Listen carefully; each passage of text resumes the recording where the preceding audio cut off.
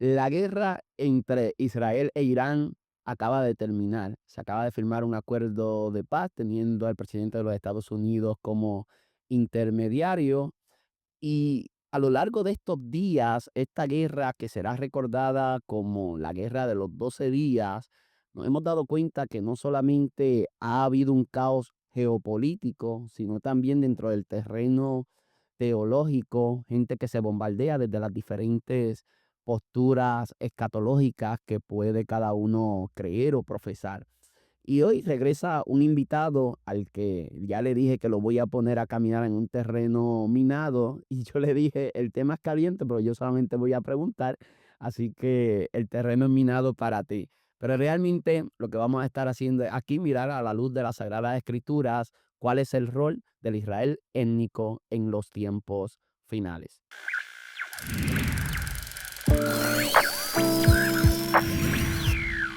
Saludos, muchas bendiciones. Mi nombre es José Luis Torres y esto es Legado. Bienvenidos a un nuevo episodio. En esta oportunidad tengo el honor de tener con nosotros un invitado que regresa aquí al estudio para seguir hablando acerca de los temas de los tiempos finales. El primer episodio estuvo maravilloso y en esta oportunidad nos volvemos a acercar al texto sagrado con la intención de acercarnos con honestidad, no con ideas ya preconcebidas, como muchas veces en el sesgo de confirmación nosotros solemos hacer, acercarnos con honestidad y tratar de ver qué dice la escritura. Por supuesto que acá vamos a estar presentando diferentes posturas respecto a lo que ha estado sucediendo en Medio Oriente, cuáles son las diferentes posturas escatológicas que se han desarrollado a lo largo de la historia, para que cada cual pues pueda identificarse y ver si lo que cree o lo que ha estado abrazando tiene fundamento, no tiene fundamento.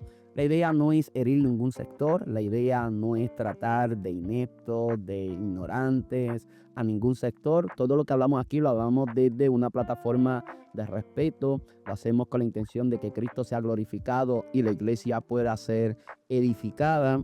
Y lo que sí tenemos en mente y pedimos de favor es que usted nos dé su opinión abajo en los comentarios y que en la independencia de cuál sea tu postura escatológica, usted pueda presentarnos su opinión en un marco de respeto, recordando siempre que esto no estamos hablando de doctrinas esenciales vinculadas a la salvación. Al fin y al día, cuando Cristo venga, sea el momento en el que venga, sea antes o sea después, que nos podamos ir con el Señor si es que aún respiramos y si estos ojos se cerraron, pues que vayamos a descansar con el Señor. Eso es lo importante.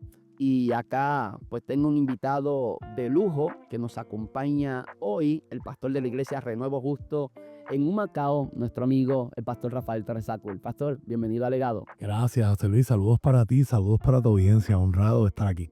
Qué bendición. Gracias por estar acá. Ah, el conflicto que se está viviendo ahora mismo, que se estuvo viviendo, aparentemente hay un acuerdo de paz, eh, por lo menos notificado por el presidente de los Estados Unidos, pero por lo menos anoche hasta donde vi las noticias no había visto nada oficial de Israel o de Irán. Me imagino que ya debe haber salido algo al respecto. Ahora, esto tiene dimensiones que van mucho más allá de lo político. Estamos hablando de un conflicto que en cierto sentido tiene muchos tintes escatológicos y así es como se está mirando, pero no solamente desde una perspectiva cristiana, sino también islámica, que es una parte que nosotros pues no consideramos, obviamente, porque nosotros estamos alineados a nuestra fe. Pero tanto las posturas teológicas cristianas como las islámicas no solamente contrastan entre sí, sino que la interpretación de cada postura son las que terminan justificando los actos que se pueden estar teniendo hoy en día. Y estas interpretaciones que terminan justificando estos actos no solamente se queda ahí, sino que hay una nube de testigos en el mundo que al mismo tiempo está tratando de justificar estos actos, ya sea de un lado o del otro, y vamos a la misma base, en base a lo que son interpretaciones escatológicas o teológicas. Me gustaría, pastor, que comenzáramos viendo un video. Usted reacciona al video, yo estoy seguro que ya usted ha visto el video, dura unos minutos, lo conseguí traducido al español para el beneficio de nuestra audiencia. Perfecto. Así que vamos a ver este video rapidito, a ver qué le parece. Pero ahora estamos a punto de entrar en una guerra. Y solo quiero tener claro por qué estamos haciendo esto. Bien, entonces. Hablemos de Irán en un momento, pero tú lo sugeriste. Fue algo extraño lo que dije hace un minuto, que cuando llegué al Senado decidí que iba a ser el principal defensor de Israel. Y lo que no preguntaste es por qué. Así que déjame decirte por qué. No, dijiste que estaba obsesionado con Israel y me dijiste que tu principal motivo para llegar al Senado era defender a Israel. Y yo digo, no creo que yo sea el que está obsesionado con Israel. ¿De acuerdo? Yo ni siquiera pienso en Israel. Tucker, las palabras importan. Y tú lo sabes. Dije que decidí ser el principal defensor de Israel y dijiste que mi principal motivo por el que estoy en el Senado Es que quiero ser el principal defensor de Israel. Yo diría que hay gente muriendo de sobredosis en la calle. Mi principal motivo es luchar por Texas y por Estados Unidos y luchar por los empleos y luchar por la Constitución. Y tú jugaste un juego de palabras muy cuidadoso al eludir. Yo no fui quien lo dijo, no yo. Todavía no has preguntado por qué, pero te diré por qué. Ok, y la razón es doble. Uno, como cristiano. Al crecer en la escuela dominical me enseñaron en la Biblia que los que bendigan a Israel serán bendecidos y los que maldigan a Israel serán maldecidos. Y desde mi perspectiva, quiero estar del lado de la bendición. Quienes bendigan al gobierno de Israel. Quienes bendigan a Israel es lo que dice. No dice el gobierno, dice la nación de Israel. Así que eso está en la Biblia. Como cristiano, creo en eso. ¿Dónde está?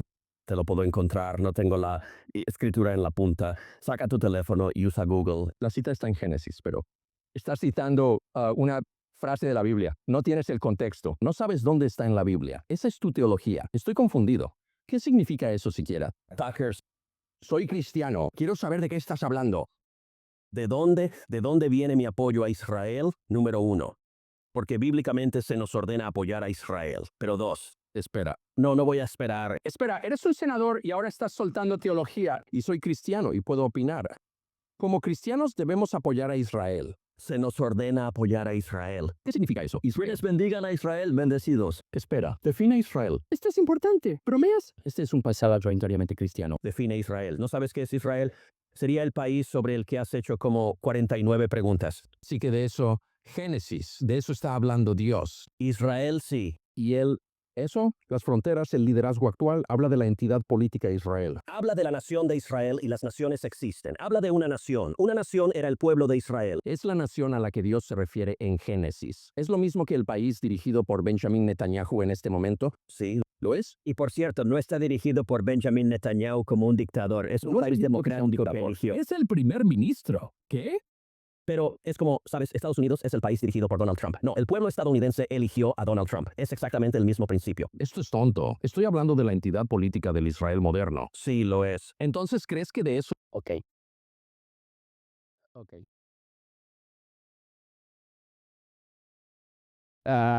Bien interesante. Súper interesante. Estamos hablando de un senador de la nación más poderosa y usando la Biblia para justificar algunos actos. Y un reportero. Ninguno de los dos son teólogos, pero los dos están haciendo teología. Correcto. No hay los ejemplos de teología. O sea, supone que la teología buena sea bíblica y cristiana, pero obviamente los dos están haciendo expresiones que son teológicas. Uno en forma de pregunta y el otro, ¿verdad?, en forma de respuesta. Pastor, estas palabras del senador Ted Cruz, ¿cree usted que representan al creyente promedio en el contexto pentecostal y neopentecostal?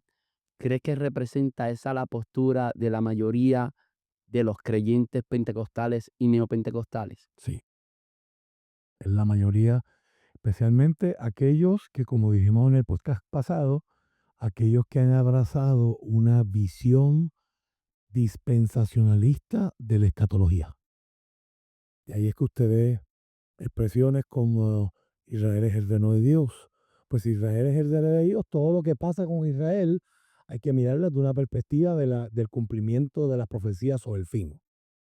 Y eso obviamente, pues me parece a mí que pone a los creyentes en un serio conflicto de intereses. Al punto de que hay gente hoy que no ha querido condenar lo que Israel ha hecho en la franja de Gaza. o en el West Bank, porque ellos están aumentando su territorio y hay una visión que está basada en la interpretación que ellos tienen de la Escritura. El profeta Sofonía y otros profetas hablan de que el Señor dice, ¿verdad? En Jeremías 29 se hace la misma profecía, que de donde los esparcí, de allá los voy a volver a traer. Y hay programas activos en Israel pagándole si tú eres judío y tú puedes probar que eres israelita, te pagan, no importa en qué parte del mundo tú vivas, te pagan para localizarte en Israel. Y obviamente hay un serio problema de espacio y de territorio, como lo hay en todos los lugares, que en Puerto Rico los jóvenes no encuentran casas para comprar. Pero también nosotros tenemos otra aplicación. Eh, pero entonces, ¿dónde meternos a esa gente que se está mudando? Como parte de ese movimiento sionista.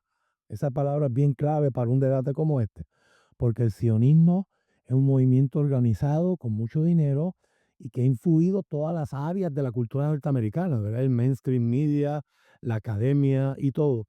Pero el sionismo no es lo mismo que el cristianismo. O sea, Israel mira la historia desde una perspectiva, los cristianos la vemos de la otra. Israel todavía está esperando a su Mesías. Yes. Y tú le hablas con cualquier judío, no sé si la audiencia lo sabe, pero cuando yo, como parte de mi entrenamiento teológico, Dios me ha permitido ir ya 2 veces, ¿verdad? En viajes de estudio a Tierra Santa. Y es un contraste bien grande que el 90% de los judíos que viven en Jerusalén son ateos. Wow. Para ellos, lo que nosotros llamamos la Pascua, la fiesta de las primicias, Pentecostés, la fiesta de las semanas, Sukkot, Yom Kippur, el día de la expiación, para ellos es el equivalente para nosotros, el lechón y el arroz con gandules en Navidades. Es algo folclórico, es algo de tradición nacional, es algo de historia, pero no hay ningún elemento de fe ahí. Pero para ellos te dicen, si Jesús es el rey, ¿dónde está su reino? O sea, el elemento político para ellos siempre ha sido bien clave, y obviamente el apóstol Pablo va a hablar del velo Sí. que tienen en, su, en sus ojos y en su mente. Eso va a ser bien importante cuando miramos problemas como este. Entonces, independientemente de que Irán haya financiado, ¿verdad? Y eso es un hecho, Irán ha financiado movimientos anti-israelíes como Hezbollah, como Hamas, en movimientos en Siria y movimientos otros, hasta en Yemen, los Houthis, todos, ¿verdad? Tienen como objetivo desaparecer a Israel como nación. En ese video se comete un error que mucha gente lo comete, especialmente cuando hablamos de misiones. Y es algo que quiero aclarar como un paréntesis. La Biblia no habla de naciones, la Biblia habla de etnias. En Apocalipsis, cuando Juan ve esa multitud, que Juan dice, gente de todo pueblo, tribu, raza, lengua, y la Reina Valera comete el error De poner nación. de que traduce la palabra etnos, en vez de etnia, es nación. ¿Ok? Voy a dar un ejemplo que va a ser sensitivo, pero tú dijiste que me pusiste en un campo minado, pues por ahí vamos, que explote la primera. Las naciones son unidades, son términos geopolíticos. ¿Qué significa eso? Que hoy pueden haber X número, 200 y pico número de naciones, y mañana desaparece una y se resta. Y nosotros somos el mejor ejemplo. Para alguna gente aquí, nosotros somos un estado libre y asociado. Para otra gente aquí, somos una colonia. Y para otra gente aquí, somos un territorio no incorporado de camino a hacerse un estado. Claro. Si mañana lo que nos han prometido por los últimos 20 años el partido que está en el gobierno, o sea, que ellos van a traer la La estabilidad, estadidad. se cumple, pues el mundo pierde una nación, porque Puerto Rico deja de ser una nación para convertirse en el estado 51. ¿Verdad? Y ahí pues se van todas las fábricas de aquí y empieza Claro. es otro tema, otra historia. Claro. Todos los que están buscando ahorrarse el dinero del IRS, pues se van de aquí y habría un desempleo más brutal del que hay. Pero En los 1980 estábamos en la Guerra Fría y se hablaba de la Unión Soviética. Hoy hablamos de Kirguistán, Uzbekistán y un montón de países con tan que no estaban. Por lo tanto, esa es la diferencia entre nación y etnia. Y en un debate como el que acabamos de ver en ese video, que me parece muy interesante, ese término es bien importante, porque cuando hablamos de misiones y cuando hablamos de la misión de la iglesia, estamos hablando de que este evangelio se ha predicado a todas las etnias del mundo. Y la promesa que Dios le hace, que nunca dijeron que era Génesis 12, ¿verdad? Que Dios le hace a Abraham, cuando lo está llamando, está hablando de su simiente, está hablando de su etnia. Hablar de etnia versus hablar de gobiernos contemporáneos, modernos de naciones, son dos cosas bien distintas en la Biblia. Entonces, me parece que esta discusión de hoy es bien meritoria porque hay cristianos que se sienten que traicionan a Dios y traicionan a la Escritura si dicen Israel está haciendo un genocidio en Gaza. Yes. La realidad, mis amados, es que en el mundo de la ética, en la última clase que yo cogí este semestre antes de graduarme, fue precisamente eso, ética cristiana. En el mundo de la ética se examinan las respuestas ante las ofensas. Y hay respuestas proporcionadas y hay respuestas desproporcionadas. La gracia es una respuesta desproporcionada, ¿verdad? La gracia te da lo que tú no te mereces. Es una respuesta desproporcionada. Pero asimismo, por ejemplo, en el 9/11, 9/11, en Estados Unidos fallecieron 3.000 personas.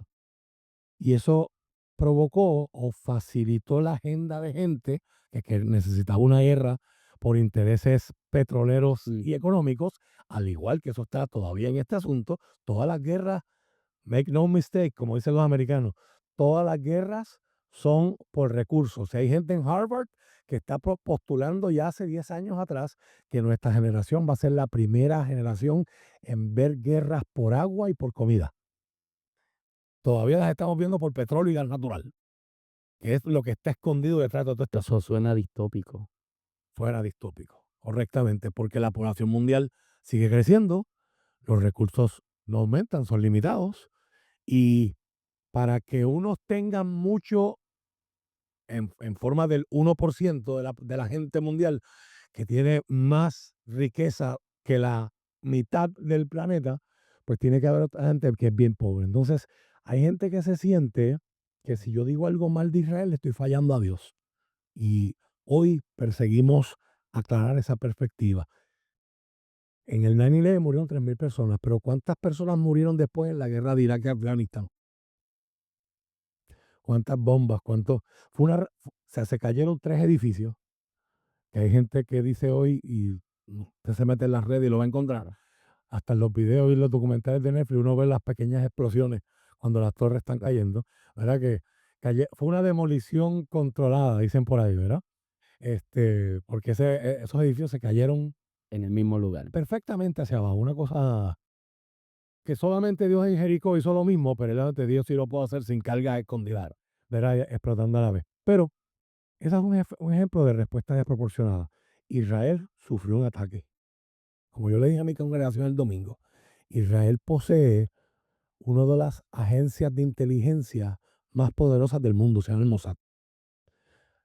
La pregunta es, ¿Israel sabía que ese ataque iba a ocurrir cuando ocurrió por parte de Hamas? No sabemos, solamente ellos que tienen los secretos lo saben. 2, Israel tenía el poderío militar para parar ese ataque y esos secuestros antes de que ocurrieran o mientras están ocurriendo para que duraran menos de lo que duraron. Otra pregunta importante. El asunto es que el ataque ocurrió, es condenable, Hamas secuestró gente, mató gente, violó gente, pero a raíz de eso, ¿cómo responde Israel? Con una respuesta desproporcionada, ¿verdad? En la franja de Gaza, obviamente no podemos ser simplistas. Aquí hay un elemento de guerra psicológica. Tú escondes bombas en el sótano de un hospital. Terrible. Pues, Israel quiere terminar las bombas o quiere sacar a los terroristas donde están, pues bombardean el hospital, porque todavía no hay una tecnología para que un cohete evite el edificio de abajo y se meta por debajo. Estados Unidos usa unas bombas allí parecidas para destruir búnker esta semana, pero no hay esa tecnología. Entonces, ¿qué es lo que sale en las noticias? Israel bombardea un hospital. Y ahí usted ve los visuales de los niños y que es trágico y malísimo.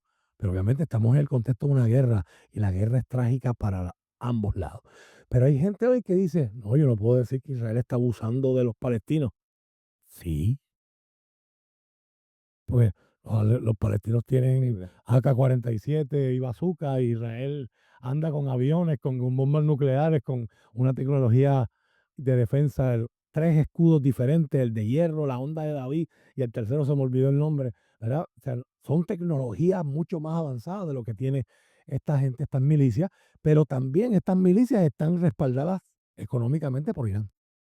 So, eso provoca que el 12 de junio Israel lance un ataque contra Irán,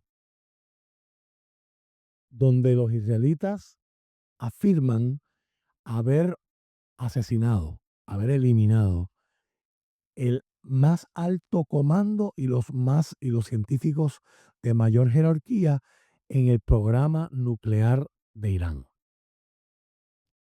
Para que la audiencia lo entienda, sin meternos a hablar mucho de química, no, esa etapa de mi vida de bachillerato en biología en la Universidad de Puerto Rico, Macao, pues hay cosas que uno las quiere recordar y hay cosas que no nos gustan tanto. Pero el uranio, que es el elemento que se usa para hacer las bombas nucleares, en la naturaleza lo que se puede usar de él existe en un 0.09%. Para que el uranio pueda hacerse en una bomba, hay que llevarlo por un proceso químico y físico a través de unas centrífugas bien especializadas para llevarlo al 90%. Una vez que llega al 90%, ya tú tienes un elemento que lo puedes utilizar por sus propiedades físicas al dividir átomos por otra reacción química y hacer una bomba nuclear. La organización mundial que mide qué por ciento de uranio tienen los países, según lo que declaran y lo que esconden, porque también los israelitas nunca han dicho que tienen bombas nucleares, pero todo el mundo lo sabe, ¿verdad? Porque son militarmente bien avanzados y tienen Estados Unidos como su aliado principal. Y forma parte de su estrategia también. Forma parte de su estrategia, ¿verdad? Desde el inicio. Yo del saque digo que obviamente estamos hablando de cosas que hemos leído, porque ninguno de nosotros dos somos expertos en geopolítica. Pero la historia aprendí de un querido amigo, Nehemías Lebrón, uno de los líderes de nuestra iglesia. Su bachillerato es en historia y está haciendo sus maestrías, ¿verdad?, en teología. Que la historia es una interpretación. Toda historia es subjetiva, depende de quién la cuente. Nosotros no tenemos la historia de los taínos. Tenemos la historia de los taínos a través de los ojos de los españoles, pero ningún taíno escribió. La historia la cuenta quien gana la guerra. Quien ganó la guerra. Los españoles exterminaron los indios, pues nunca sabremos qué dijo Aguibanado, porque no está escrito, ¿verdad? O lo tendremos a través de los ojos de los españoles, ¿verdad? Claro. Entonces, pues estos indios, ¿te entiendes? Pues en el 1948, dándole para atrás a la película, después de la Segunda Guerra Mundial, Estados Unidos emerge como la potencia mundial, pero todavía Gran Bretaña, ¿verdad?, Inglaterra, que era la potencia mundial antes de la guerra, le está pasando el mando, pero ellos andan en conversaciones y son aliados hasta el sol de hoy. La región árabe es una región poderosa y allí es donde estaba el mayor petróleo del mundo. No es donde más hay, pero tiene mucho, ¿verdad? Hay lugares que no se han explotado. Hay gente que dice que en Haití hay unos depósitos de petróleo tan brutales y por eso es una de las razones por las que hay una corrupción como la que hay. ¿Quién va a controlar eso en el futuro? Otro tema de historia norteamericana. Claro. Estados Unidos por muchos años no explotaba su petróleo, compraba el de afuera, guardándolo para cuando fuera una crisis. Ahora, son movimientos estratégicos que los países toman. Pero tú tienes una región tan volátil como esa, naciones árabes, a ellos no fue por convicción. Mucha gente va a ver esto y dice, no, es que ahí empezó el reloj de Dios en 1948. El Estado de Israel vuelve a constituirse como una nación aceptada. Esa fue la mejor forma de las potencias mundiales desestabilizar toda esa región árabe. Porque tú tienes gente que es anti-israelita, antisemita por las enseñanzas de Mahoma, el profeta. Y ahora les ponen la nación ahí. Terrible. Entonces, desde el principio Israel ha tenido que criarse en cómo me defiendo de toda esta gente que me están rodeando por el norte, por el sur, por este y por el oeste, y quieren acabarme. Pues obviamente esa resistencia ha provocado que Israel tenga una fortaleza, un poderío militar, y que como parte de sus organismos de propaganda haya un brazo bien fuerte llamado el sionismo, que ha promovido películas, ha promovido narrativas. Hay gente que postula que en el Holocausto murieron menos millones de personas que las que se reportan, pero cuando tú repites algo y repites algo y repites algo, Qué fuerte. llega el momento que la gente se lo cree, ¿verdad? Yo no soy quien para juzgar ese asunto ahora. Lo que les está diciendo del uranio, la organización que mide esto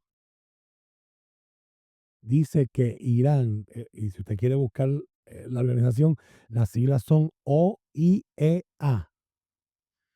Irán tenía el uranio ya a nivel de 83.7%. Sin contar que Y hay que llevarlo hasta el 90 y ¿qué?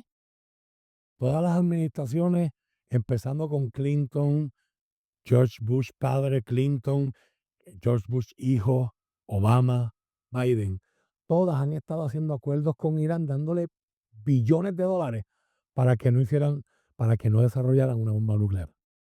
Y como quiera, en secreto, Irán cogía el dinero y seguía levantando su programa nuclear. Así que Israel ataca para atrasar o para eliminarlo, ¿verdad? No sabemos cuál será la verdad al final, pero atacan el 12 de junio a Irán. El 13 de junio, Irán responde atacando objetivos israelíes, enviando tantos y tantos misiles que a pesar de los 3 escudos, algunos se cuelan y dan en el territorio enemigo y territorio israelita. Y eso comienza, ¿verdad? Esta guerra que, como tú dijiste, aparentemente ahora hay un cese al fuego y aparentemente van a haber conversaciones de paz. Lo que nadie va a decir, pero también está circulando por las redes sociales, es que también Estados Unidos, al meterse, más que Israel e Irán, Estados Unidos está bloqueándole rutas comerciales a China. Hay una teoría ahora mismo en geopolítica que dice que Europa compra la mayoría de su petróleo y de su gas natural de China a través de Irán.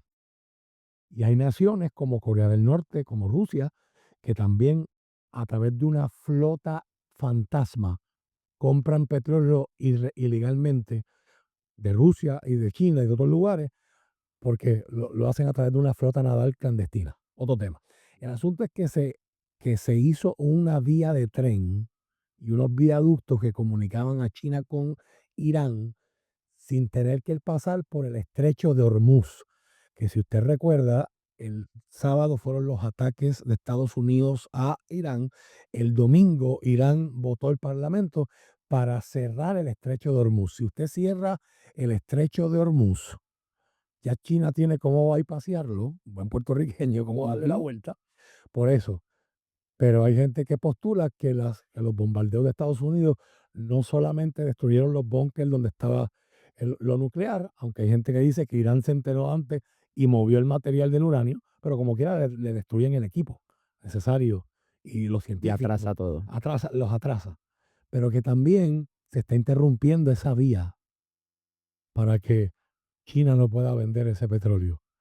Entonces Europa quedaría obligado o forzado a mirar para Estados Unidos y decir, te compro entonces a ti petróleo y gas natural.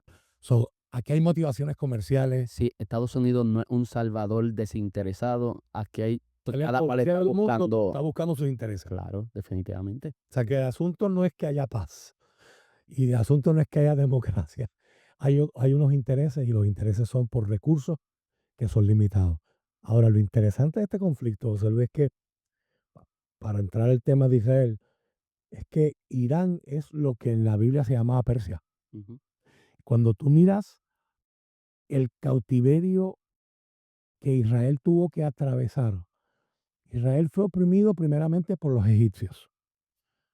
Luego, al final del Antiguo Testamento, vemos que el imperio asirio, en el actual Irak, destruye y desaparece las primeras 10 tribus del Reino del Norte. Y ciento y pico de años más tarde, en el 605, Babilonia, también en Irak, en el actual Irak, sitia y conquista el reino de Judá, ¿verdad? Y el reino del sur, y comienza el cautiverio babilónico, que duró 70 años, tal como dice Jeremías en el capítulo 29, en el verso 10. Cuando termine ese cautiverio babilónico, Israel ya no está en manos de Babilonia. Fueron solo unos años. Nabucodonosor y Belsasar. Usted lo lee en el libro de Daniel.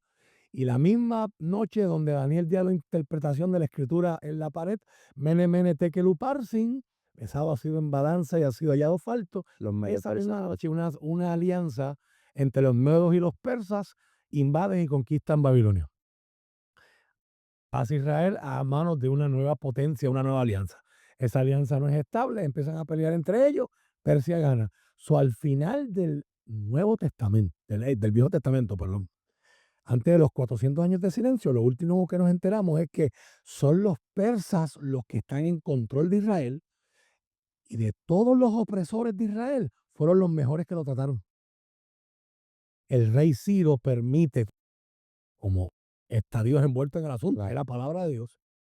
El rey Ciro ordena, decreta que los judíos vuelvan a su tierra. De hecho, para que hablemos propiamente, hablamos de los israelitas antes del cautiverio. Después del cautiverio ya no hablamos de israelitas, hablamos de judíos. Sí, porque las otras 10 tribus fueron despedazadas y los que regresaron fueron los del reino de Judá. Y esas 10 tribus se dispersan, es la primera diáspora. La palabra diáspora viene de una palabra griega que significa semilla. Se siembran, se insertan en las otras naciones y se mezclan. Por eso usted entiende el conflicto entre judíos y samaritanos. Ciro le dice a los judíos, regresen a su tierra, les ordeno, y les voy a dar dinero para que construyan el templo. O sea, ¿qué conquistador hace eso? ¿Verdad? ¿Qué opresor hace eso? ¿Verdad? Pero era parte de un sistema. Entonces, escuchamos en Daniel de los sátrapas ahora y una nueva jerarquía de gobierno. Los samaritanos se ofrecen para ayudar a construir el templo a los judíos, y los judíos le dicen, nosotros somos pura sangre y ustedes están mezclados. Ustedes no van a meter mano en este lugar santo. Y ahí empieza la división, que hasta en Juan 4 vemos a Jesús hablando con la samaritana y viendo esos profundos prejuicios y heridas étnicas y religiosas. Los samaritanos envían una delegación a la corte de Ciro para decir, los judíos te están cogiendo el dinero, van a construir el templo y después se quieren hacer independientes. Cosas parecidas a las que pasan en Washington, ¿verdad? Cuando los partidos van allá y cada cual cuenta su... No, y fue una guerra solamente por abundar, fue una guerra que literalmente se atacaban, no era una guerra que quedaba en lo verbal. Los judíos llegaron a quemarle el templo a los samaritanos, llegaron a destruirle, y había una guerra que genuinamente era una guerra a muerte en ciertos momentos de la historia. Yes. Entonces, lo último que vemos en el Antiguo Testamento es que Israel es una satrapía, una provincia del imperio persa. En los 400 años de silencio entre el Antiguo y el Nuevo, entre Malaquías y Mateo, nos enteramos que de los persas, Alejandro Magno vence al rey Jerjes, que era el título, eran los nombres propios, ¿verdad? Como parte de su conquista mundial. Israel pasa a manos de los griegos. Alejandro se muere en la India y deja el imperio a manos de 3 generales. Israel y toda esa región que se va a llamar Palestina, por una forma despectiva, no están hablando del país, nosotros tenemos visto otra predicación, cae dentro del general que controlaba Egipto, Ptolomeo. Y con Ptolomeo empieza la dinastía que se va a llamar los Seleucidas, que son reyes griegos y que quieren que Israel, los judíos, sean griegos. Ahí es que ocurre la famosa abominación desoladora, dicen muchos. Antíoco Epífanes entra en un caballo blanco al lugar santísimo, pide que le traigan un cerdo, lo degolla y empieza a pintar las paredes con la sangre del cerdo. Un animal que para los judíos es inmundo. Él desacra, él le quita lo sagrado al lugar santísimo, les construye una estatua de Zeus en la puerta del templo, porque él quiere que el pueblo deje a Jehová y se vuelva griego, ¿verdad? Como hay gente ahí que quiere que dejemos de ser puertorriqueños y seamos Claro, claro. norteamericanos. Sí, eso era parte del helenismo. Eso es un asunto, ¿verdad?, de asimilación cultural y guerras culturales. De los Seleucidas, esa opresión provoca la revuelta de los macabeos. Judas Macabeo, como la llamaban el martillo, y sus hijos logran independizar a Israel por varios años. Y de ahí es que los judíos celebran hoy, mientras nosotros celebramos Navidad, ellos celebran Hanukkah, celebran esa independencia y ese milagro que dicen ellos que aunque había una guerra y nadie podía entrar al templo, ningún levita podía entrar al templo, las lámparas del lugar santo nunca se apagaron. Dios multiplicó el aceite. De ahí viene ¿verdad? La fiesta del Hanukkah, que obviamente es una fiesta judía, no es una fiesta cristiana. De ahí la corrupción que está en todas partes forma una nueva dinastía de judíos con influencia griega llamados los asmoneos. Y esa inestabilidad es la que le da la puerta para que el general Pompeyo, si la memoria no me falla, en el año 39 o 63 por ahí, antes de Cristo, él conquista Palestina para Roma. Así que de todos los opresores de Jerusalén o de Israel, los mejores que los trataron o los menos mal que los trataron fueron los persas. Hasta el año 1979. Un salado significativo. Sí, acabamos de brincar un montón. Los, los persas, o como se llaman hoy, los iraníes, eran aliados de Israel. Pero en el 1979 ocurre una revolución llamada la Revolución Islámica. Y el gobierno que era democrático ahora se cambia a un gobierno teocrático, donde lo que impera es la ley sharia. Y desde ese entonces, Irán, que es un país muy rico, porque tiene muchos recursos, ¿verdad? Y mucha influencia en la zona, desde ese momento, Irán dice, como parte de sus postulados, nuestra misión es que Israel deje de existir. Todas las naciones y todos los grupos islámicos dicen como parte de sus postulados, no solo no creemos en la legitimidad de Israel, sino que queremos que deje de existir. Entonces, imagínate yo sentarme en una mesa a negociar contigo cuando tú estás diciendo que no quieres que yo exista. Terrible. O sea, ¿cómo tener conversaciones de paz cuando el otro lado de la mesa está diciendo, yo no quiero que tú existas? O sea, qué bueno que no estamos tirando bombas, pero es que yo quiero matarte. O sea, es bien, bien complejo este asunto. Irán es una de las potencias en esa región del Medio Oriente, Israel es otra. Irán empieza a financiar en las sombras, con la ayuda de Rusia, ¿verdad? Que es el que provee el armamento militar, al igual que Corea del Norte y China. Irán empieza a financiar movimientos como Hezbollah, Hamas, Líbano, Siria, Palestina, hutíes en Yemen, todo con la idea de atacar a Israel, desestabilizar a Israel, borrar a Israel del mapa. Aquí no hay angelitos de ninguna parte. Ahora bien, eso no quita que Israel ha estado haciendo desde el año pasado un abuso contra los palestinos, donde un montón de gente está muriendo inocentemente. Y yo no soy menos cristiano por decir que en Palestina, que en Gaza hay un genocidio. No es porque son 100% inocentes, jamás no es inocente, jamás se esconden sus guerreros en medio de la población civil.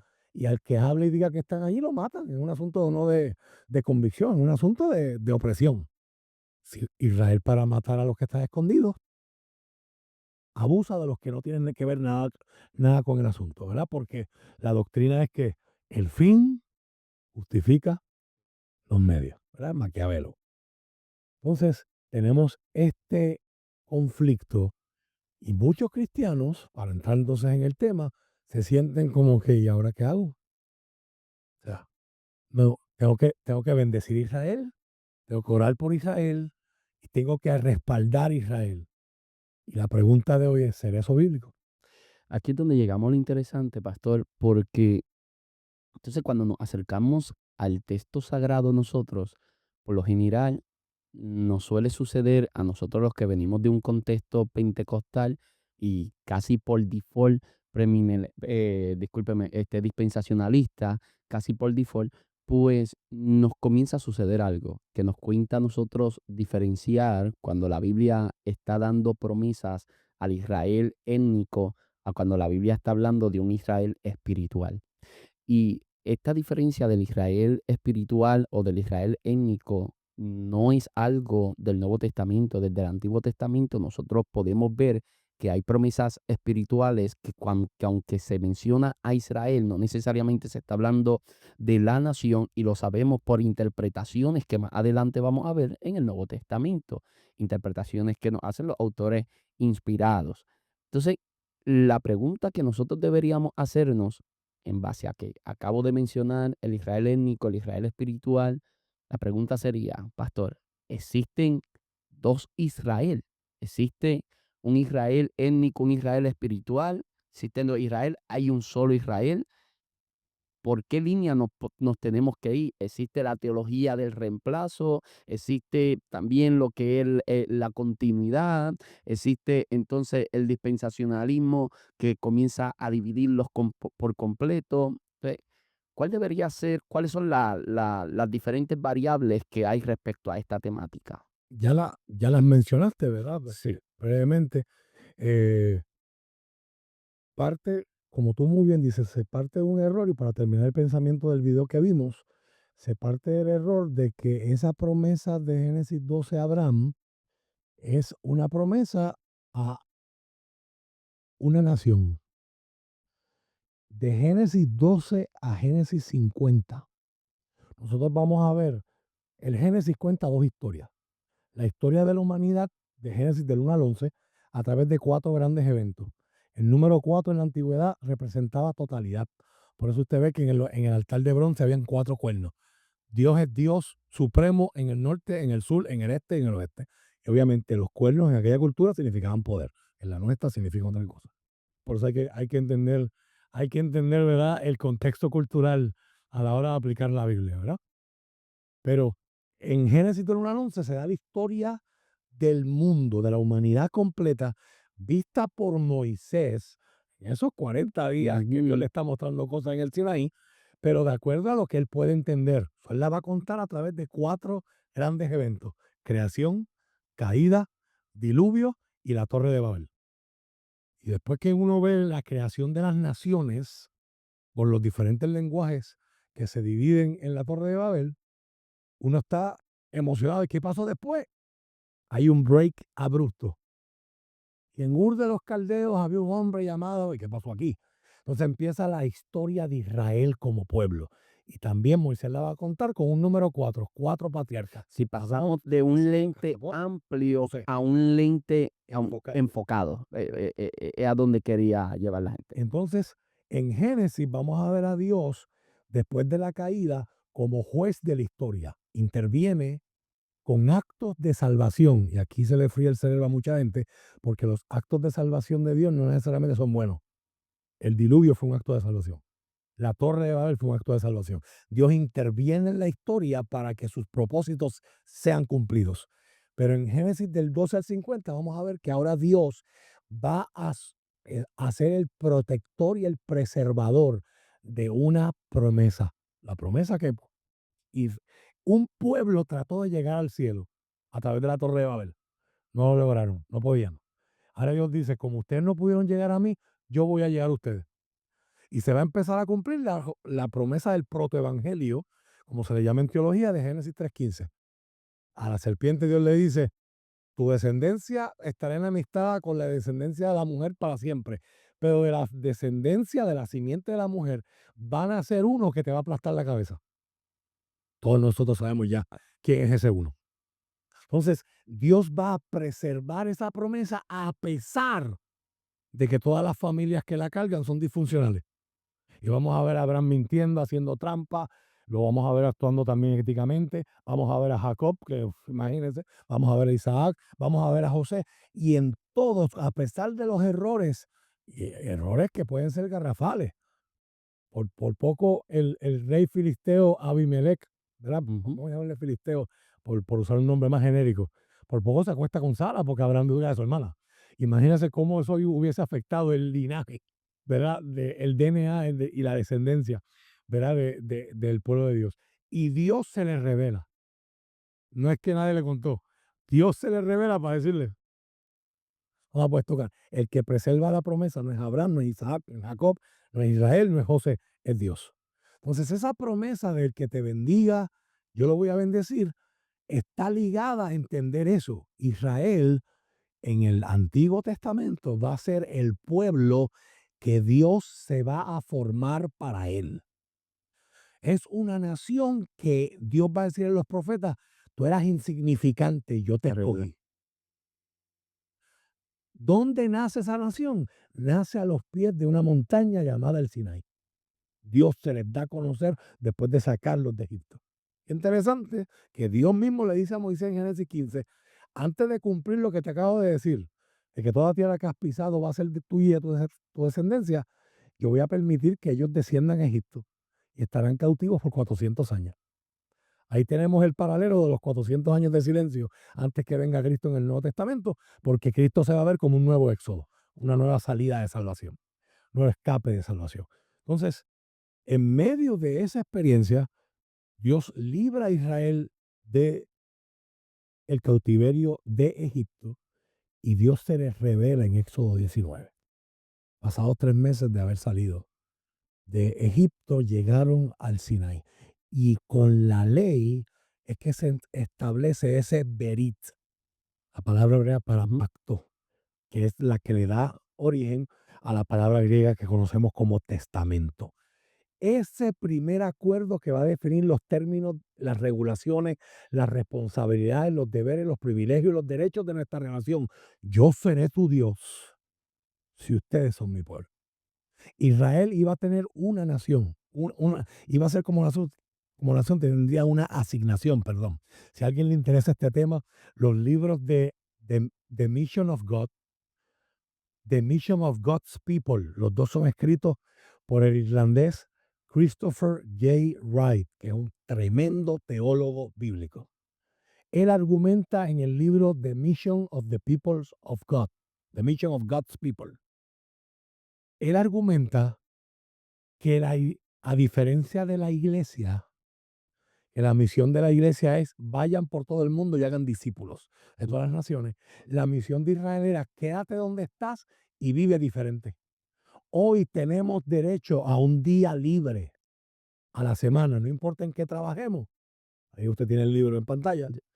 Hoy tenemos derecho a un día libre porque Israel sentó las bases de que 6 días trabajará, pero hay un día que es para descansar. Yes. Así que a nuestros queridos hermanos que no creen en la iglesia, pero bastante que les gustan las vacaciones de Semana Santa Exacto. y el sábado libre, de nada. Pero es otro tema, otra historia, otra aplicación. Los valores de la Biblia han bendecido nuestra sociedad y han formado nuestra Es sociedad, que vivimos en una sociedad con principios judeocristianos, esa es la realidad. aunque lo queramos negar. Exactamente. Hay una influencia muy fuerte. Entonces, esta nación se va a quedar entre medio de las demás naciones con un objetivo, que se cumpla lo que lo que dijo el salmista. La agenda de Dios era que las otras naciones ver Israel pudieran decir, bienaventurada la nación cuyo Dios es Jehová. Era una invitación a las demás naciones. Cuando vemos el arca que los filisteos se roban, esos días que el arca está allí, es una evangelización directa de parte de Dios para ellos. Reconocer que el Dios de Israel es más fuerte que Dagón, nuestro Dios mitad hombre y mitad pescado. ¿Verdad? Dios trata con los pueblos para llevarlos a una experiencia de decir, voy a abandonar el Dios que estoy sirviendo, que no es verdadero, y voy a seguir al único Dios verdadero, que es Jehová, es Yahvé. Israel fracasa. Y por eso tenemos el cautiverio babilónico. Y en el Nuevo Testamento se nos va a decir que hay otro pueblo de Dios. Ese pueblo de Dios se va a llamar la iglesia. Ese tema que tú planteas hoy de las diferentes teorías, hay un libro que a mí me hicieron leer en una clase hace unos años de teología del Nuevo Testamento. No sé si decir que el escritor es católico, porque eso va a desanimar a mucha gente para leerlo. Pero en teología, los académicos son académicos, no importa dónde vengan. Y si usted todo el tiempo, por eso estos podcasts son interesantes, porque si usted todo el tiempo escucha los que piensan igual que usted no va a crecer. La idea es escuchar voces diferentes, no para creer lo que ellos creen, sino para saber por qué es que yo no creo lo que él cree. Ese correcto. pensar es importante y hace falta en la iglesia hoy y es algo que tiene que estar en nuestras escuelas bíblicas más allá del expositor. Lo que pasa es que nosotros vivimos en un sesgo de confirmación continuamente, nos acercamos, es el problema esencial que hemos vivido siempre en la iglesia. Nos acercamos con ideas preconcebidas al texto y vamos tratando de confirmar lo que yo ya creo, pero nos cuesta a nosotros preguntarnos por qué yo soy cristiano y no soy mormón. ¿Por qué yo soy cristiano y yo no soy testigo de Jehová? ¿Por qué yo no soy islámico? ¿Por qué yo no tengo otra fe? Yo creo que cuestionar nuestra fe es algo saludable. Productivo porque la pensamos y la teología lo que busca es entender la fe. Ya Claro, yo creo, pero quiero entender lo que creo y claro. por qué lo creo. Entonces, no solamente lo que creo, lo que hago. Cuántas cosas de las que hacemos, pues cuando las voy a buscar en la Biblia, no están en la Biblia. Entonces, ¿por qué las hago? Pues hay una tradición histórica, hay una dogmática, hay una identidad congregacional, conciliar, etcétera. Y en medio de esa experiencia, ¿verdad? Es importante separar la gimnasia de la magnesia y decir, lo que me hace cristiano es esto. Esto me hace parte de mi congregación, mi movimiento, mi concilio. Eh, Pero si yo dejo de hacer esto, no dejo de ser cristiano. Entonces, ese asunto es un pensamiento un razonamiento que cada cristiano tiene que hacer a la luz de las herramientas que tenemos. John Wesley identificó 4 y yo estoy 100% de acuerdo con él. La revelación de la escritura es la número 1 y es la más importante. Después va la tradición. La tradición no se habla de que no, nosotros nos pintamos el pelo verde porque tenemos una tradición de 200 años. No, la tradición es qué ha dicho la iglesia, qué ha pensado la iglesia sobre la escritura en estos 200 años. Y ahí están los padres de la iglesia, tú los usas mucho, Ujú, especialmente en tu último libro de legatario, ujú. ¿verdad? Tú hablas mucho de eso. Número 3, la experiencia. Número 3, perdón, la razón. Y número 4, la experiencia. Pero todas esas 2, 3, 4 van por debajo de la Biblia. La escritura es la primera. Claro, es que cuando nosotros, a veces ahí es donde está el mal concepto que muchos hermanos o católicos, vamos a hablar de los católicos, no voy a hablar de otras denominaciones. Hay católicos que creen que cuando nosotros hablamos de sola escritura, estamos hablando de soloísmo bíblico, que nosotros solamente es lo que dice la Biblia. No, nosotros tenemos la tradición como una autoridad, nosotros tenemos la iglesia como una autoridad, pero nosotros creemos que la única autoridad infalible es la Sagrada Escritura. O sea, por encima de lo que diga la iglesia, el papa, el teólogo. O sea, lo que estamos hablando aquí hoy, por más convincente que sea, no es la última palabra. Solo la Biblia, solo la última palabra. Y aquí podemos hablar cosas en los segundos que vienen, los minutos que siguen, como dije en el podcast anterior que tuve oportunidad de estar contigo, quizás estamos equivocados y cuando ocurran esos acontecimientos del fin, la gente dice, mira, lo que dijo José Luis era embuste, Sí o es. lo que dijo Rafa estaba equivocado. Pero si estamos en la presencia de Dios, ¿quién va a tener ánimo de estar mirando para el lado? Rafa, te lo dije que estaba equivocado. ¿Entiendes? Van a estar pasando cosas mucho más interesantes. Es así. So, a la luz de esas 4 cosas, tengo la Biblia, tengo la tradición del pensamiento de la iglesia en el pasado y contemporánea, tengo mi mente que Dios la usa y el Espíritu Santo la ilumina para razonar, pensar, hacer preguntas y aprender, y tengo mi experiencia con Dios. Miramos el Antiguo Testamento y luego miramos el Nuevo y vemos lo que se llama una discontinuidad. El libro que te estaba haciendo referencia es escrito por 3 autores católicos: Brant Pitre, Michael Barber y John Kincaid. Y el libro se llama Paul, A New Covenant Jew. Pablo, un judío de nuevo pacto. Y en ese libro ellos buscan leer correctamente al apóstol Pablo y ellos citan a Christopher Wright y citan a otros autores evangélicos. No los están descartando, sino colaboran con ellos con el pensamiento que cada cual ha desarrollado. Y ellos van a presentar a Pablo como un judío, una figura completamente judía, pero Pablo se va a ver a sí mismo, como dice 2 Corintios 3, verso 6, como ministro de un nuevo pacto. Y aquí está la clave. Tengo que dar rewind. Cuando damos al libro de los Hechos, en el libro de los Hechos vamos a ver que el Espíritu Santo toma control y el cristianismo deja de tener una sede. Hoy los católicos tienen la Santa Sede en Roma. Los cristianos evangélicos no tenemos sede. Nadie puede decir, ay, yo estoy loco por ir para Santa Isabel para estar allí. Yo estoy loco por ir a Jayuya para ver dónde Dios se apareció. No hay sede. Cuando vemos el Nuevo Testamento en el libro de los Hechos, que by the way, esto yo lo aprendí hace un año atrás y me sacudió por completo. Tuve un profesor de Nuevo Testamento que me dijo, el libro de los Hechos no es un blueprint para la iglesia. Porque cuando vemos la iglesia de Jerusalén, ayer yo hablaba de esto en otro podcast que me invitaron, la iglesia de Jerusalén vende y reparte todo lo que tenían. Eso no es un pasaje prescriptivo, es un pasaje descriptivo para mostrar lo que pasa cuando el Espíritu Santo toma control de una comunidad, cómo se aumenta la solidaridad y la generosidad, que es uno de los frutos de que Dios está actuando verdaderamente en la vida de una persona. Pero ese movimiento ellos lo hacen porque también ellos están esperando que Cristo regrese Inmediatamente. en su tiempo. ¿Para qué tener terreno? ¿Para qué tener casa? ¿Para qué? Y los que lo utilizan para justificar y tratar de promover algún tipo de ideal social, no se dan cuenta que eso no perdura 2 capítulos. Es tan sencillo como eso, pastor. No perdura 2 capítulos. Ya en el capítulo 3 y después el capítulo 4, mi profesor de teología dijo, the wheels start to fall off the wagon.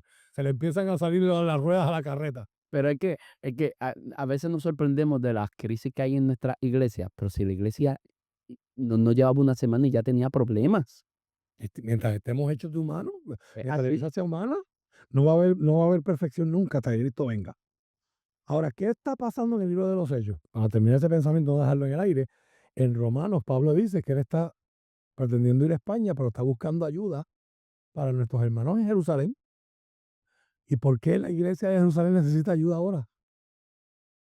Porque terminaron siendo una iglesia pobre porque vendieron todo lo que tenían. Claro.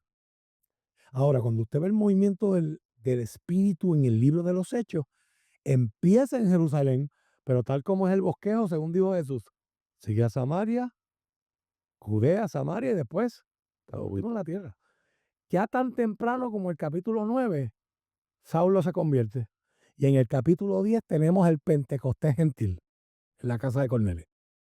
De ahí en adelante, vemos el capítulo 15, el primer concilio de Jerusalén, donde se decide, no tenemos que obligar a que los gentiles cristianos sean judíos. Cuando termina el libro de los Hechos, nadie está hablando de Jerusalén. Todo el mundo está hablando de Pablo y sus viajes misioneros. Por lo tanto, el cristianismo perdió la sede en Israel. El cristianismo dejó de ser una religión judía para convertirse en un movimiento del espíritu a nivel mundial. Eso es importante tenerlo como trasfondo porque ahí es donde entra Pablo. Pablo es un rabino fariseo de la tribu de Benjamín. Pablo va a leer a Cristo, pero lo va a leer como judío. Sin embargo, su asignación es predicar a una iglesia gentil, que no es judía, que no tiene el contexto para entender los textos del Antiguo Testamento y cómo se cumplen en Jesús. Pablo va a hacer lo que se llama una contextualización. Y en esa contextualización hay mucha gente que ha leído a Pablo de una forma diferente o errónea, argumentan estos autores. Ellos van a explorar en ese libro el lente que le da forma a la teología de Pablo en términos de escatología, las expectativas apocalípticas, la cristología, la expiación, la justificación y la ley, y cómo Pablo ve el fenómeno de la comunión y la Eucaristía o la mesa del Señor. Y en eso, uno de los capítulos, que por eso es que te cito el libro, está completamente dedicado a cómo Pablo en Romanos 11 dice, todo Israel será salvo. Voy a leer con tu permiso, ¿verdad? Esa Por escritura supuesto. de Romanos 11, para beneficio de los que nos están viendo, ¿verdad? Voy a leer una traducción de enfoque dinámico, Excelente. llamado la Nueva Traducción Viviente, un español de más de nosotros, ¿no? En Romanos capítulo 11. Si usted ve el título en la Reina Valera, que eso no está escrito en los originales, solo ponen los traductores para ayudarnos y facilitarnos el estudio, en la Reina Valera dice el remanente de Israel. Ya eso te está diciendo que los autores de la Reina Valera pertenecen a una escuela teológica, porque esa palabra remanente es una palabra técnica. En la Nueva Traducción Viviente se habla en general, misericordia de Dios con Israel. Ya del saque, ahí hay una de las teorías de cómo ve Israel, cómo se ve la salvación de Israel. En Reina Valera es un remanente, que es consistente con lo que Dios le dijo al profeta Elías. Si usted recuerda, la queja de Elías es, este pueblo de Israel mata a tus profetas, yo soy el único. Eso no era cierto, pero así él se sentía. Yo soy el único que ha quedado y me están buscando para matarme también. Y Dios lo reenfoca, lo redirige, le da descanso y le dice, te vas a ungir a este, a este, a este, y ya tu descanso está por llegar. Pero yo haré, no tú, eso no es asunto tuyo, no es asunto mío. Yo haré que en Israel siempre queden 7,000, que es un número simbólico, de gente que no doblen su rodilla a Baal y que sean fieles a mí. Ese es el remanente. La palabra remanente, para los que nos están viendo, es una palabra técnica. Cuando Israel cosechaba las uvas, las metía en un hoyo. Ese hoyo, estoy hablando puertorriqueño, pero hay unos términos más técnicos, se llama el lagar. Si usted ha leído la Reina Valera, se habla mucho del lagar. Y a un niño lo ponían a caminar, le lavaban los pies antes, obviamente, pero lo ponían a caminar por encima de las uvas se exprimían y ese jugo era recogido para entonces hacer vino y los otros usos. Pero había un residuo de uvas pegadas y de jugo que se pegaba al envase. Y eso había que rasparlo con la mano y eso se le llamaba el remanente. O sea, la palabra remanente literalmente significa los que quedan. Y en Puerto Rico, abro paréntesis, cierro paréntesis, Puerto Rico cada vez, aunque nos duele decirlo, va en camino a convertirse en una nación post-cristiana, como le ha pasado a Estados Unidos, a Inglaterra, a Europa y a todos los lugares donde ha habido evangelio por muchos años. La pregunta grande va a ser, ¿quiénes son los que quedan? Porque este capítulo lo va a decir, el que persevere hasta el fin será salvo, tal como dice Habacuc y dicen los otros profetas. Pablo está trabajando el tema, dice en el capítulo 11, ¿acaso Dios ha rechazado a su propio pueblo, la nación de Israel? Por supuesto que no. Yo mismo soy israelita, descendiente de Abraham y miembro de la tribu de Benjamín.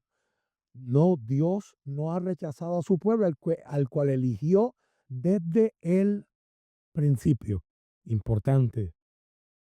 El issue de calvinismo, predestinación, no está aquí. Estos son debates posteriores. Así que cuando yo hablo de elegir, está hablando de cuando Dios elige a Abraham.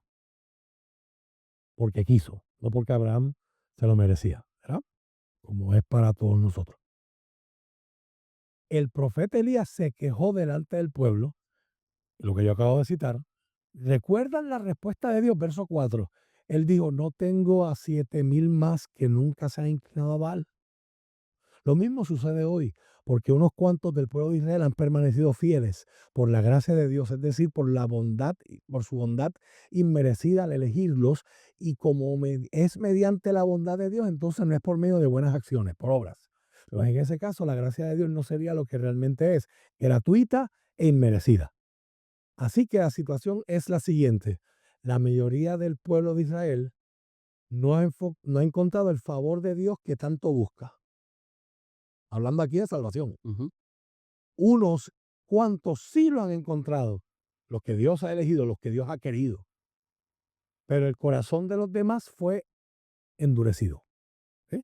Obviamente, nuestros hermanos calvinistas van a tomar ese pasaje y van a decir, aquí está, esta es la prueba de mí. Pero es traer un debate posterior, claro, como tú dices, confirmación de sesgo, ¿verdad? Y ver lo que yo quiero ver en la Escritura. Eso no es lo que está diciendo Pablo aquí. Pablo usa la metáfora, y en este capítulo hay dos metáforas poderosas. Esta es la primera. Dios los hizo caer en un sueño profundo. Hasta el día de hoy les ha cerrado los ojos para que no vean y les ha tapado los oídos para que no oigan. Aquí Pablo está citando Isaías. También David dijo que su mesa de abundancia se convierte en una trampa, en un engaño que los lleve a pensar que todo está bien, que sus bendiciones los hagan tropezar y que reciban su merecido, que sus ojos queden ciegos para que no puedan ver y que la espalda se les encolve para siempre. Hago paréntesis.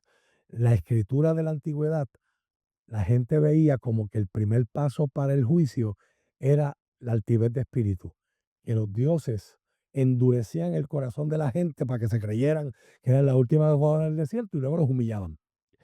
So, Pablo como judío está leyendo esos textos así.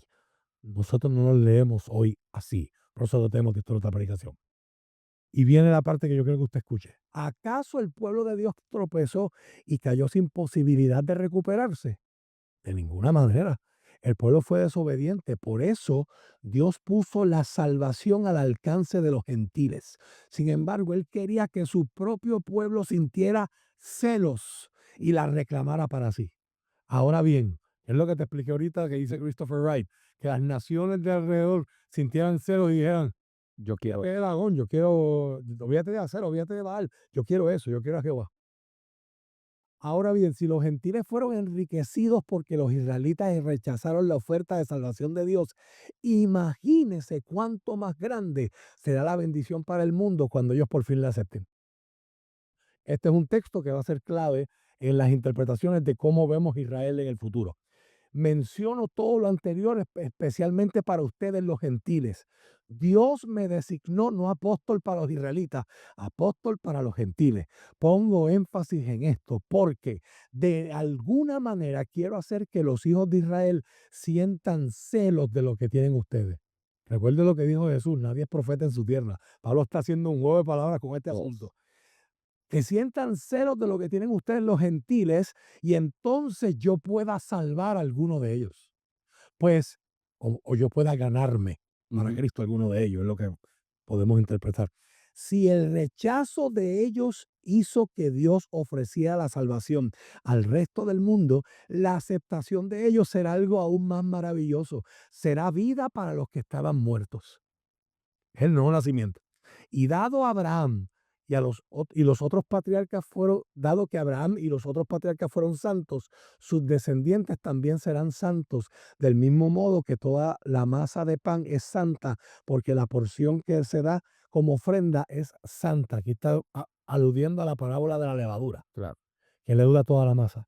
Pues si las raíces del árbol son santas, las ramas también lo serán. Este es el verso más importante de todo el capítulo.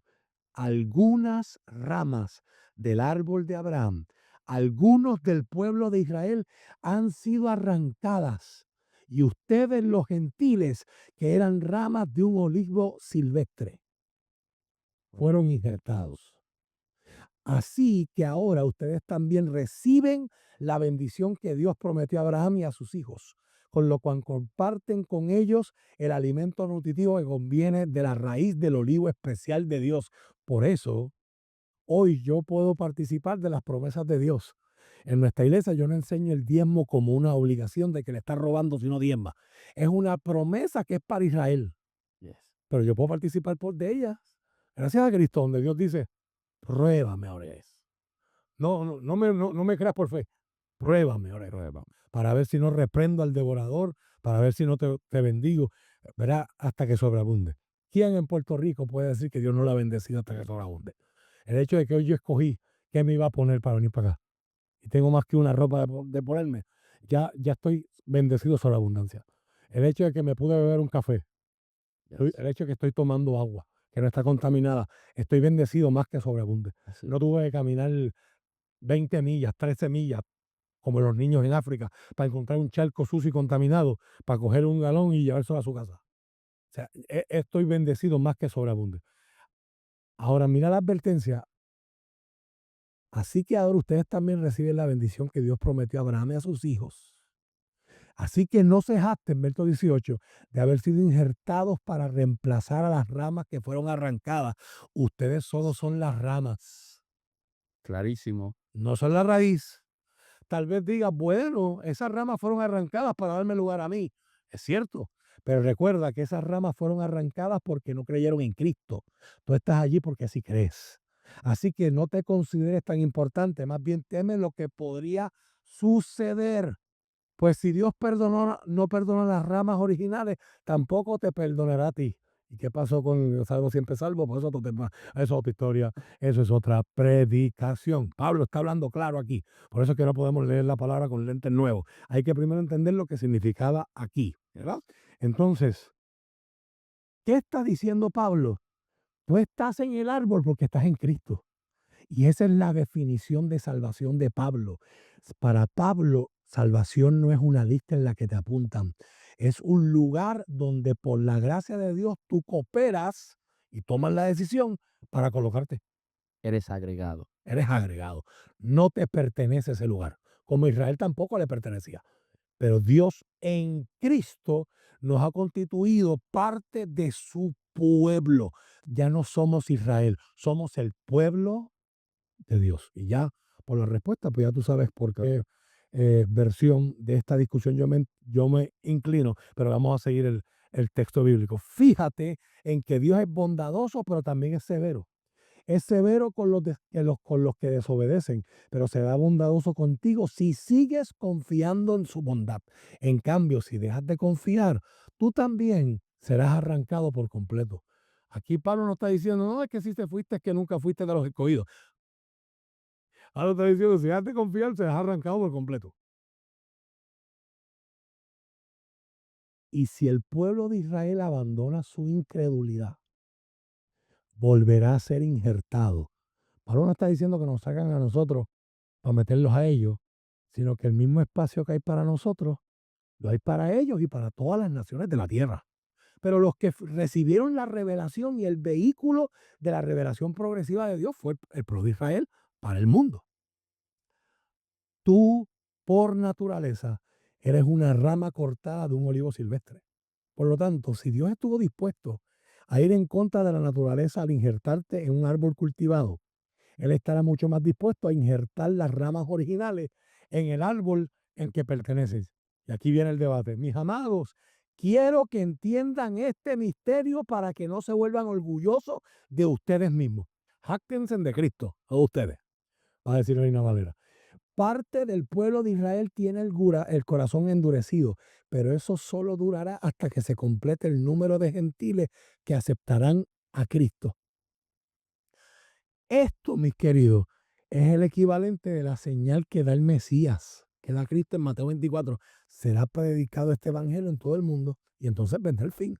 Aquí Pablo y Cristo no están diciendo que todo el mundo se va a convertir. Eso es una herejía conocida como universalismo. Todo el mundo se salva. Y a veces algunos sectores de la Iglesia Católica pecan de eso. Porque si el que no muere en Cristo va al purgatorio y después va para el cielo, pues nadie se pierde, todo el mundo se salva. Pero eso es otro tema, otra historia, otra predicación, ¿verdad? De lo que es el estado intermedio y lo que es soteriología, el estudio de la salvación. Una vez, y aquí hago el paréntesis también para decir, los dispensacionalistas, aquí es que se amparan para decir, estamos ahora en la dispensación gentil, cuando se acabe la dispensación gentil, si Dios tiene en la mente que son 2.500.000, cuando se convierte ese cristiano 500.000, 2 millones, se acabó la dispensación gentil, ocurre el rapto, Dios se los lleva a todos. Y ahí se va a trabajar con Israel antes que venga la gran tribulación.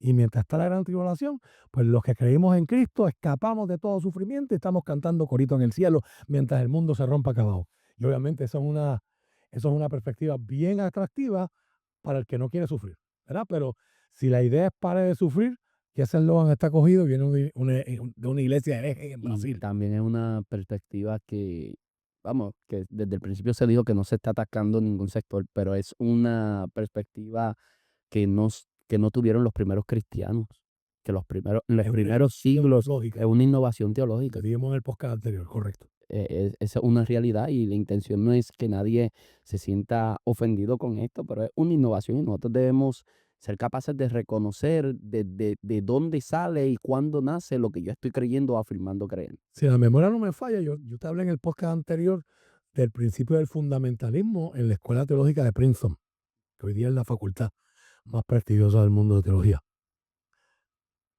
Pero hay gente que argumenta que el dispensacionalismo estuvo grandemente influido por el sionismo de Israel en Nueva York. Wow, Porque el dispensacionalismo pone a todo el mundo a mirar a dónde. claro, Israel. claro. Israel es el reloj de Dios. Entonces hay cristianos hoy que están más pendientes a que se destruya la mezquita de Omar, en donde va el templo, que estar pendiente a las misiones y a la Gran Comisión. Haciendo más teología con el periódico que con la Biblia. Obviamente, pues, hemos sido criados viendo programas de televisión que eso es lo que hacen. De hecho, a mí me enviaron un meme ayer en la noche tarde, donde cuando salió el acuerdo de paz, eh, salía la foto del personaje de The Office, que hace Steve Carell, con las caras esas, las muecas que él hacía cuando algo no le gustaba. Decía, los dispensacionalistas llorando porque pensaban que esta era la última guerra y ya el rato está cerca, ¿verdad? Pero bueno. Sí, pero si se llama la guerra a los 12 días, le van a buscar algo profético y van a meterse, lo que presenta orden, hagan de este discípulo y 12 tribus de Israel. Y por ahí vienen los astrólogos bíblicos. Lo primero que yo pensé, a veces uno no sabe si está escuchando numerólogos o astrólogos, pero eso es otro tema. Especialmente en enero, esté pendiente a eso. En enero salen muchos numerólogos / astrólogos a hacer profecías del año basadas en los números, pero otro tema. Entonces, ahí es que viene la bomba de Pablo, verso 26. Y entonces todo Israel será salvo. Como dicen las Escrituras, el que rescata vendrá de Jerusalén y apartará a Israel de la maldad. Y mi pacto con ellos es que quitaré sus pecados. Muchos del pueblo de Israel ahora son enemigos de la buena noticia. Y eso los beneficia a ustedes los gentiles. Sin embargo, ellos todavía son el pueblo que Dios ama. No dice pueblo de Dios, son el pueblo que Dios ama, porque Él eligió a los antepasados Abraham, Isaac y Jacob. Acuérdense que esto se está dando como vehículo de revelación. Claro. Y aquí viene uno de los versos más malinterpretados por los pentecostales. Muchas veces me han hecho esta pregunta, pastor, si yo tenía don de ciencia y me aparto y me reconcilio, ¿vuelvo a tener el don de ciencia? Y usan este verso, pues los dones y el llamamiento son irrevocables, dice la Reina Valera. Lo están sacando de contexto. Claro. Eso es un asunto del Espíritu Santo y Él reparte los dones a quien quiere y como quiere, ¿verdad? No hay razón para decir que no o que sí. Eso el Espíritu Santo lo va a hacer. Ahora bien, aquí Pablo no está hablando de dones del Espíritu. Aquí Pablo está hablando de los regalos y los pactos que Dios hizo con Israel. Dios no rompe sus promesas. Ustedes los gentiles que antes eran rebeldes contra Dios, pero cuando el pueblo de Israel se rebeló contra él, Dios tuvo misericordia de ustedes y no de ellos. Ahora ellos son los rebeldes y a ustedes Dios les mostró su misericordia para que ellos también participen de la misericordia de Dios. Pues Dios encarceló a todos en la desobediencia para poder tener misericordia de todos. Qué grande es la riqueza, la sabiduría y el conocimiento de Dios. Es realmente imposible para nosotros entender sus decisiones y sus caminos. Pues ¿quién puede conocer los pensamientos del Señor? ¿Quién sabe lo suficiente para aconsejarlo? ¿Quién le ha entregado tanto para que él tenga que devolvérselo? Pues todas las cosas provienen de él y existen por su poder y son para su gloria. A él sea toda la gloria por siempre. Amén. Amén. Y aquí termina la carta teológica de Pablo. En el capítulo 2 empieza lo práctico. Porque creemos esto, yo quiero que ustedes vivan así y hagan esto. ¿Qué dijo Pablo? Ahí está más claro que el agua. El pueblo de Dios hoy, ¿cuál es? Pablo está diciendo, son ustedes los gentiles. Esto no tiene que ver ahora con nacionalidad, tiene que ver con la iglesia. Por lo tanto, cómo miramos la conversión futura de los judíos, como Pablo argumenta. Ya eso está ocurriendo, hay un montón, hay miles de judíos cristianos, judíos mesiánicos, que han creído en Cristo y están creyendo en Cristo. Y en estos escenarios de guerra, a la gente no le va a gustar esto que voy a decir, pero yo trabajo en una agencia misionera. En Irán hay un avivamiento. En Irán se están convirtiendo en miles de personas por día, en medio de la persecución. Dios está usando misioneros en Georgia, que es un país contiguo a Irán, y están plantando iglesias, están evangelizando gente. Yo tuve la oportunidad de conocer a ese misionero en Georgia. está entrenando plantadores de iglesias todo el día. So, es importante que entendamos que como cristianos tenemos que ser bien cuidadosos cuando emitimos opiniones. Segundo ejemplo, en Palestina hay mayor por ciento de cristianos que en Israel. Palestina es una nación que envía misioneros al mundo, a diferencia de Israel. ¿Sí? Israel exporta el sionismo, lealtad a Sion. Aquí yo me encuentro con un problema y si bien no es el eje central de nuestra conversación, pastor, me parece inevitable que lo mencionemos. Y es el hecho de cómo Pablo, me encanta la forma en la que Pablo lo dice tan claramente en el verso 18, así que no se jacten de haber sido injertados para reemplazar a las ramas que fueron arrancadas. Ustedes son solo una rama, no son la raíz. Cuando nosotros nos vamos a este continuismo, nos vamos a encontrar también con un problema que si bien tenemos judíos y muchos judíos mesiánicos y hay un avivamiento en Irán y estamos viendo también que en el neopentecostalismo se está dando la vuelta y mucha gente agarrando costumbres judías. Y de momento tenemos las raíces hebreas que están calando profundamente en el contexto pentecostal y neopentecostal, calando profundamente. Y eso nos trae un gravísimo problema a nosotros, porque entonces, ¿qué hacemos con el capítulo 15 del libro de los Hechos? ¿Qué hacemos con la carta a los Gálatas? ¿O qué vamos a hacer con la carta a los Colosenses, por ejemplo? ¿Qué es lo que nosotros vamos a hacer con este tipo de trabajo que ya Pablo estaba trabajando? ¿Y cómo es posible que nosotros volvamos a algo que ya se trabajó? Y ya no estoy hablando a la tradición, no estoy yendo a la historia, estoy yendo a la misma Biblia, está explícito. Ya se trabajó, el primer concilio trabajó respecto a ello. Entonces, yo creo que el problema siempre ha radicado en el mismo lugar, pastor.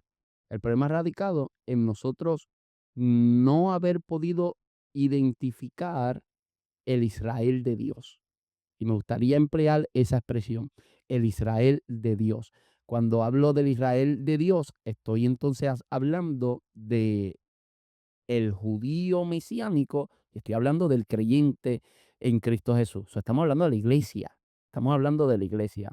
Y me gusta cómo Pablo lo trabaja en Gálatas capítulo 3.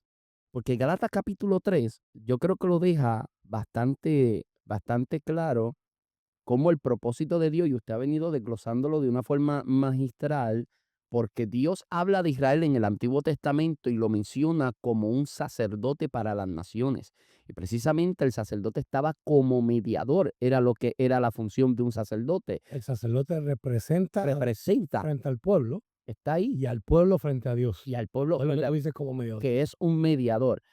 Obviamente cuando utilizo mediador, automáticamente brazos en la salvación y pensamos en Cristo Jesús. Pero como tutor No. o maestro que revela.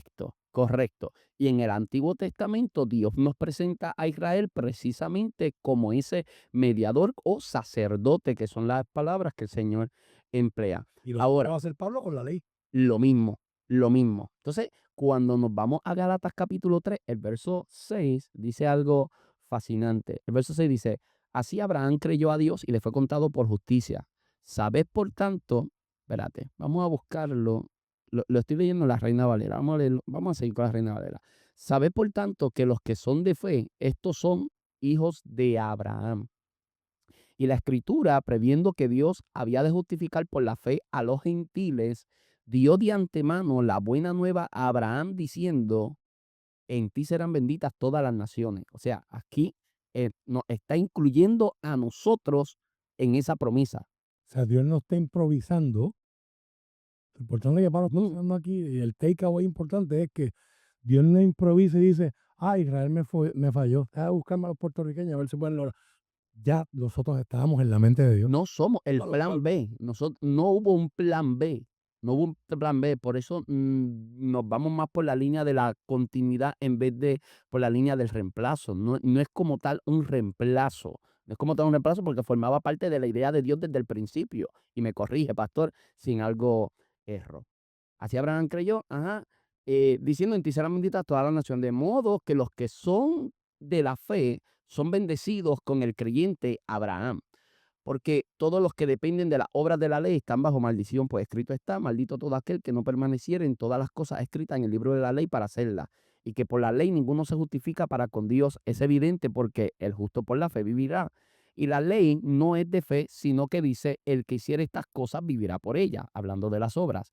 Cristo nos redimió de la maldición de la ley, hecho por nosotros maldición, porque está escrito: maldito todo el que es colgado en un madero, para que en Cristo Jesús la bendición de Abraham alcanzase a los gentiles, a fin de que por la fe recibiésemos la promesa del Espíritu. Hermanos, hablo en términos humanos. Un pacto, aunque sea de hombre, una vez ratificado, nadie lo invalida ni le añade. Ahora bien, a Abraham fueron hechas las promesas y a su simiente.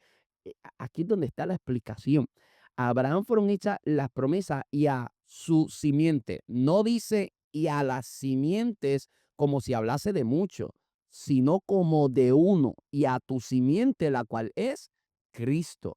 Esto pues digo, el pacto previamente ratificado con Dios, por Dios para con Cristo, la ley que vino 430 años después, no lo abroga para invalidar la promesa, porque si la herencia es por la ley, ya no es por la promesa, pero Dios la concedió a Abraham mediante la promesa. Es decir, se le dio la promesa a Abraham antes de la ley, antes de que hubiera pacto, incluso antes de la circuncisión. Antes de la circuncisión ya se le dio la promesa. Pero entonces, ¿para qué sirve la ley? Fue añadida a causa de las transgresiones, hasta que viniese la simiente a quien fue hecha la promesa. Esto me recuerda cuando Jesús trata el tema del divorcio. La carta de repudio fue dada a Moisés por la dureza de sus corazones. Eso. O sea, no era la idea, no era la idea original. No era la idea original. Fue añadida a causa de la transgresión hasta que viniera la simiente a quien fue hecha la promesa, y fue ordenada por medio de ángeles en manos de un mediador. Y el mediador no lo es de uno solo, pero Dios es uno. Luego, la ley es contraria a las promesas de Dios. En ninguna manera, porque si la ley dada pudiera vivificar, la justicia fuera verdaderamente por la ley, mas la Escritura lo encerró todo bajo pecado, para que la promesa, que es por la fe en Jesucristo, fuese dada a los creyentes. Mira, hay una síntesis que podríamos hacer respecto a eso. La ley nos hace a nosotros conscientes de nuestra maldad, de nuestro pecado, y conscientes de nuestra necesidad de un redentor.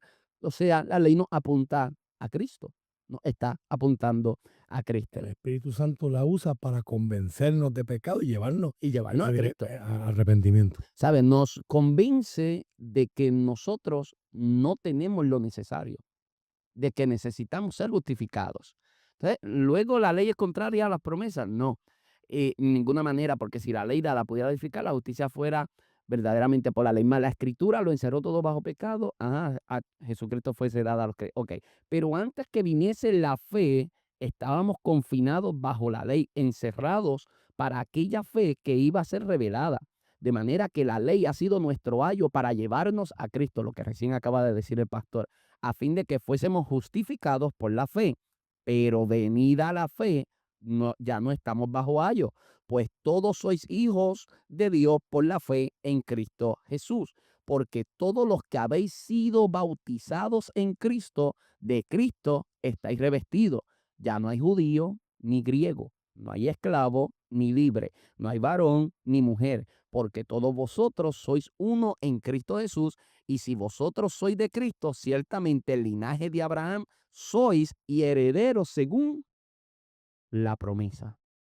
Si tú tomas ese verso, tomas Romanos 11, tomas Efesios capítulo 4, tomas 2 Corintios capítulo 2, Pablo es claro y consistente, no es un mensaje de una sola iglesia, es su mensaje. De dos pueblos, Dios hizo uno, en Cristo. ¿Okay? Las visiones de cómo entendemos todo Israel será salvo, se han dado 5 en la historia. La dispensacionalista, la conversión masiva de judíos al final de los tiempos va a ser una señal clara de que la segunda venida de Cristo está cerca. Esa es la lectura de los dispensacionalistas. Pero que para eso tiene que terminar la conversión de los gentiles. Está la que tú mencionaste, la continuidad de, o lo que se llama la versión eclesial o espiritual de Israel, que todos los creyentes, judíos y gentiles, son Israel, ¿verdad? Israel, y la iglesia ahora es el Israel espiritual. La visión mixta que habla de el avivamiento judío más la plenitud espiritual, ¿verdad? De los convertidos. Está la visión del remanente, que se enfoca solamente en ese remanente judío que va a ser salvo. Y está la visión del reemplazo. La iglesia ha reemplazado a Israel en el Nuevo Testamento como pueblo de Dios. Pablo es claro y deja saber, uno, que la iglesia es el pueblo de Dios en el Nuevo Testamento, pero como decía la metáfora del árbol, ¿por qué es la iglesia el pueblo de Dios? Porque Israel no ha creído. Pero tan pronto Israel crea, vuelven a ser insensatos. Al final de la historia, cuando llega la Nueva Jerusalén, lo hablamos en el podcast pasado, Juan no lo deja abierto a interpretación. Juan lo dice. Y te dice, hay 12 columnas que son las 12 apóstoles y hay 12 puertas que son las 12 tribus de Israel. ¿Ya? Juan te está diciendo, el pueblo de Dios, la ciudad de Dios, está compuesta por el pueblo de Dios tanto en el Antiguo como en el Nuevo Testamento. De dos pueblos en Cristo, Dios hizo uno. Y ese es el lente hoy para nosotros mirar conflictos internacionales. Porque tanto en Gaza, como en Irán, como en Israel, Dios está trabajando. Definitivamente, pastor. Cuando yo escucho gente diciendo, ay, nos libra, y uno lee en las redes, ay, venía un huracán y se desvió, ay, es que verdaderamente Puerto Rico es la isla del Cordero y Dios nos libra. Y de momento más abajo nos enteramos, y pasó por Jamaica y destrozó Jamaica. Ah, pues parece que Jamaica, bendito, no es tan hijo de Dios como nosotros. Y después llega María, ¿y qué hacemos con María? ¿Entiendes? O sea, tenemos que ser bien cuidadosos con nuestras expresiones porque a veces no le hacen justicia a la luz de la Escritura. Mencionaste ahorita estos cristianos judíos mesiánicos y esta onda de iglesias que le dan un montón de énfasis a la parte judía. Yo quiero hacerte un comentario sobre eso. Es normal y es hasta recomendable. Los profesores que más a mí me han impactado en mi vida, como el doctor Brian Whitby, que va a estar con nosotros en nuestra iglesia en septiembre. Wow. Te paso la invitación después. En el mes de la Biblia. Él tiene un doctorado y su título de doctorado es Lenguaje Semítico y Antiguo Testamento. Él es una de las personas que más sabe de cultura hebrea, del tiempo de Jesús y de antes que yo he conocido en mi vida. Y él me ha ayudado a mí a yo ver la escritura no solamente como un puertorriqueño, sino como la vería un israelita primero. Entonces, ese es un interés legítimo, porque cuando tú factorizas un gran problema, que eso lo podemos discutir en otra vez, otro día si tú quieres, es que antes los alemanes, que fueron los que avanzaron mucho la interpretación bíblica, ellos solamente se enfocaban en lenguaje, en gramática. Desarrollaron el método histórico crítico y solamente gramática. Esto significa esto. Pero ellos en sus interpretaciones dejaban de lado el contexto social, político, económico. Sí hablaban del 1611, la Biblia en el contexto en el que fue escrita, pero no se tomaba en cuenta los hallazgos que tenemos hoy gracias a las ciencias sociales como la antropología, ¿verdad? La sociología, la demografía, entiéndase. Hoy conocemos cosas que nos ayudan a interpretar la Biblia no solo por la gramática, sino por el trasfondo histórico. Yo respeto y admiro todo el que quiera explorar el lado judío de nuestra fe, porque ese es el background. Yes. O sea, ahora mismo yo tengo un background y ese background ayuda a que la gente me vea y me va a entender a la luz del background. El problema es cuando le queremos añadir mayor valor. O sea, ustedes son cristianos, pero nosotros celebramos las primicias. Pero yo toco el chofar. Pero yo, tú sabes, yo. Y entonces hay uno con ganas de decirle, ¿y ya te circuncidaste? Hasta ahí le llega a los judíos. Cuando hay que, Sí, porque, cuando hay que operarse, pues ya no decimos amén, decimos. porque entonces no le estamos dando relevancia cristiana a algo que no tiene relevancia cristiana. hablando puntualmente de relevancia cristiana. O sea, si yo celebro la fiesta de Terúa o no, eso no es asunto de mi salvación. Eso. Y no estoy mal por eso. Pero el que la celebra, si la lleva a Cristo y las quiere celebrar, gózate y alégrate en el Señor. Pero no asumas que porque tú la celebras, eres mayor que el que no la celebra. Ahí está el problema. Ahí es que está el problema. Cuando queremos decir, no, pero y es un instinto humano. El instinto humano es decir, tú estás mal, yo estoy bien. Tu iglesia es una porquería, la mía es la que... Eso es carnalidad. Y esa competencia se ha metido, se disfraza bien. Sí, ese es el ego de nuestro pecado, del pecado que hay en nosotros. O sea, es decir, no es Cristo, es que yo estoy en esto. Claro. Entonces, ahí es que viene el problema, ¿verdad? Y eso es un fenómeno Así. humano. Y quizás sea un fenómeno humano o el pecado que está en mí, pero este podcast ha estado brutal. Y yo creo que es buenísimo que usted lo comparta para que sea de bendición a la vida de alguien más. Pastor, esto ha sido exquisito. De verdad que ha sido exquisito. He aprendido mucho. Hoy he aprendido demasiado. Gloria a Dios. Y cuando yo te escribí en serio, no, yo voy a estar preguntando y aprendiendo. Genuinamente he aprendido mucho hoy y creo que la audiencia lo agradece. La audiencia nuestra lo agradece porque la mayoría de nuestra audiencia son personas que son o líderes, ministros o líderes en potencia, personas que están involucradas. Y yo creo que se ha trabajado desde el respeto y la mayoría de personas, que yo estoy seguro que el 90% de los que nos están escuchando son dispensacionalistas y de momento no sabían por qué son dispensacionalistas y muchos de ellos ni siquiera saben por qué son dispensacionalistas. Simplemente Es normal. no han conocido otra cosa, Exactamente. no han sido expuestos a otra cosa y de momento tener un espacio como este, pues yo creo que es refrescante. Pastor, ¿cómo te pueden conseguir en las redes sociales, la iglesia? ¿Cómo la gente puede contactar? Antes de eso, me gustaría dar un pensamiento final. Oh, por favor. Si usted está orando por Israel, no se sienta mal. Si usted cree en esa promesa del Antiguo Testamento, usted puede asisarla. Pero mi sugerencia con mucho amor es, ore por Israel, ore por Palestina, ore por Irán, ore por las naciones de la tierra, por las etnias que no han escuchado. Si usted no tiene mucho tiempo, te ofrezco la versión abreviada. Jesucristo dijo dos cosas sobre la oración. Eso es otro día, otro tema para otro podcast. Pero lo primero que Jesús dijo es, no actúes tu oración. No seas como los hipócritas, no actúes. Habla de aquí. Y dos, no seas como los paganos que piensan que por orar oraciones largas, repeticiones largas van a ser escuchados. En otras palabras, la oración no tiene que ser larga y no debe ser actuada. Yes. Si usted no tiene mucho tiempo, como decimos hoy, o sea que puedo ver 3 capítulos de Netflix, pero no tengo tiempo para orar.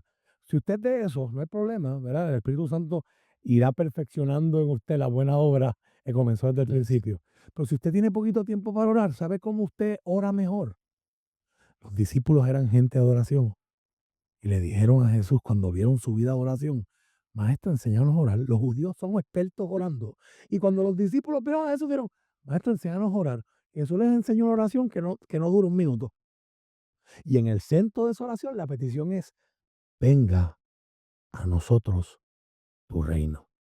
Ahí estamos orando por Apocalipsis, ahí estamos orando por la Gran Comisión, que se haga tu voluntad en la tierra, por encima de Trump, de Putin, de Xi Jinping, de todos los actores, de Netanyahu, de todos los actores que estamos viendo. Por encima de eso, que se haga tu voluntad en la tierra en mi vida. De la misma forma que se hace en el cielo. En el cielo nadie protesta, en el cielo nadie pregunta, en el cielo nadie pone excusas, en el cielo nadie pone condiciones, en el cielo Dios piensa y la gente se mueve. Ojalá que nuestra vida pueda ser de ese mismo nivel. Que Dios piense y nosotros nos movamos. Pastor, ¿pero qué tengo que ver yo con Irán e Israel? Ahora mismo nada. Pero lo que está pasando allí va a afectar los precios de acá. Entonces, ellos tienen que ver con nosotros y nosotros con ellos. Podemos orar, podemos ayudar y podemos ser luz en medio de las tinieblas. Gracias por tenerme aquí. La gente que le interese, ¿verdad? Estamos en todas las redes sociales como Rafael Torres Sacur. YouTube, Instagram, Facebook, Rafael Torres Sacur. La iglesia que pastoreamos, la iglesia Renuevo Justo. En el pueblo de Humacao, lugar de nuevos comienzos. Estamos en Facebook y en Instagram y en YouTube como Iglesia Renuevo Justo. En ambos canales usted puede escuchar nuestras predicaciones. En el caso de la iglesia, usted puede escuchar ahí las veces que José Luis ha estado con nosotros. Ahora en agosto, ¿verdad? Va a estar con nosotros si el Señor lo permite. Y todos esos mensajes de él y otros amigos que han bendecido nuestra vida con la palabra están ahí en un podcast, en su plataforma de podcast favorita de audio. Se llama Desde el Altar. Aparte de YouTube, que están todos nuestros cultos transmitidos y grabados por ahí. Ahí nos puede conseguir, ¿verdad? Ahí están también la información de nuestros números telefónicos para invitaciones y etcétera, ¿verdad? Y subimos a nuestros canales de YouTube conversaciones como esta, que sabemos que van a ser de bendición a mucha gente. Gracias, pastor, por bendecirnos tanto. De verdad que ha sido un tiempo maravilloso. Me la disfruté más que la primera conversación. Gloria. De verdad que me la disfruté muchísimo más. Estuvo espectacular. Y bueno, a los amigos les invito a seguir al pastor en las redes sociales. Les invito a que sigan Legado en Instagram, legadopr.com. Nos pueden buscar en la página web. Ahí estamos publicando algunos artículos, trabajando diferentes temáticas. Y por supuesto a mí como José Luis Torres me consiguen en todas las redes sociales. Será hasta una próxima oportunidad. Dios les bendiga a todos. Excelente. Excelente. Ya a tiempo voy a buscar la chica. Vamos.